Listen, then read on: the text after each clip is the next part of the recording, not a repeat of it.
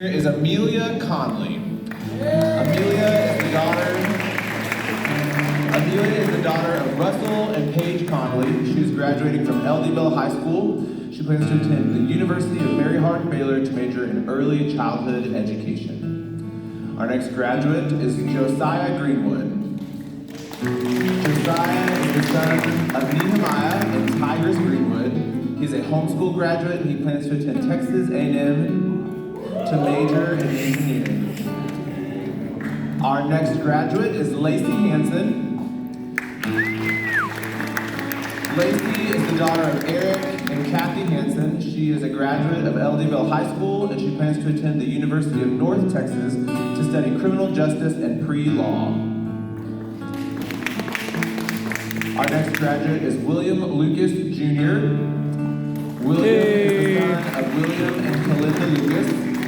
He is graduating from LDBell High School and plans to attend A&M University to major in mechanical engineering. And our last graduate this morning is Samuel Tolson. Hey. Sam's the son of Mark and Carissa Tolson. He is graduating from Birdville High School and he plans to attend Oklahoma State University to major in hospitality tourism. Y'all give it up for our 2023 graduates.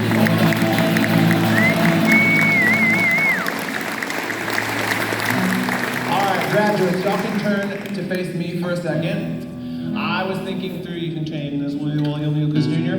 All right, so I tried to think of a few things I wish I had known when I was going off to Baylor University my freshman year. Okay, there was no Baylor, so I had to give my own statement, all right?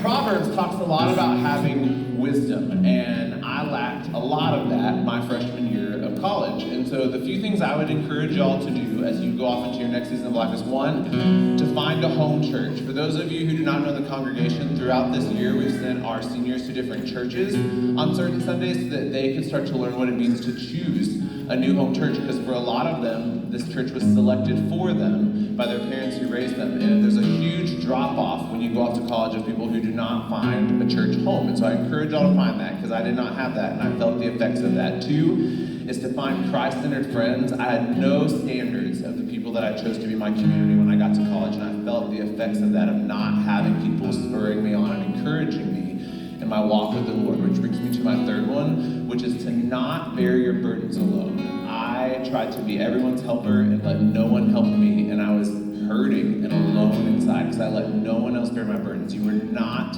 designed to live this life alone, and that's why it's important to find a church home and to have Christ-centered friendships so that on the days that you need help, you have people that you can lean on. Fourth is to find a way to serve. There are going to be so many things you have to do, but it will help you in your joy. Nehemiah 8:10 says, "The joy of the Lord is my strength," and it will help you to do things that are not asked of you. If you get really quiet, Jason stops playing the guitar for 1 second, you may hear the cries in some cities of children's ministers and student ministers saying, "Serve for me," because somewhere where you're going, there's a children's minister, or is that just Brandy and Nikki? I don't know. You need more people to serve, and that can be at your church, that can be in your community, that can be in your school, but find a place to serve. The last one is to find a balance between fun and study. Some of you are bent towards the fun, and some of you are bent towards the studies, but both are important. Some of you, if you could, would just say it. We're designating that maybe Sam is the fun. I'm hearing some whispers saying we'll see. All right. Some of you are just bent towards wanting to keep your head in a book, and that is important, but it's an awesome time to find new experiences, okay? And some of you are bent towards the fun, and you need to remember that you are there for a reason, all right? And the last bonus one that your parents would probably say is the first is to remember, in the midst of studying and fun and all those things, to remember to call home to your parents, because they are heading into a transition that they're not super excited about, and they want to hear how you're doing, and they love you, and it's important to call them, all right? So now, turn to the congregation. What you're looking at is what I did not have when I went off to college. I was not plugged into a local church when I was in high school consistently, and I didn't have this. I've told y'all my favorite verse is 1 Thessalonians 2:8, which says, "We loved you so much that we were delighted to share with you not only the gospel of God, but our lives as well, because you had become so dear to us."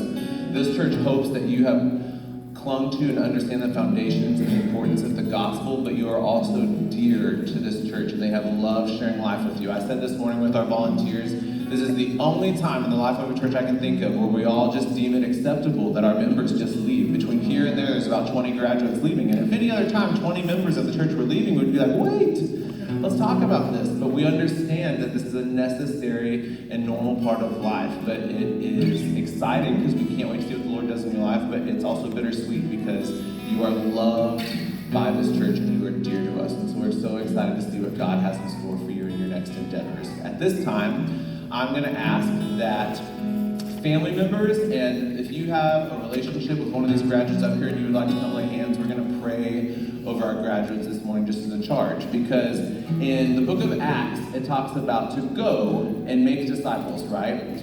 But if you go to the root translation, it actually says, as you are going. Because a lot of times we think, I'm not ready to make disciples yet. We've talked a lot about gospel conversations this year.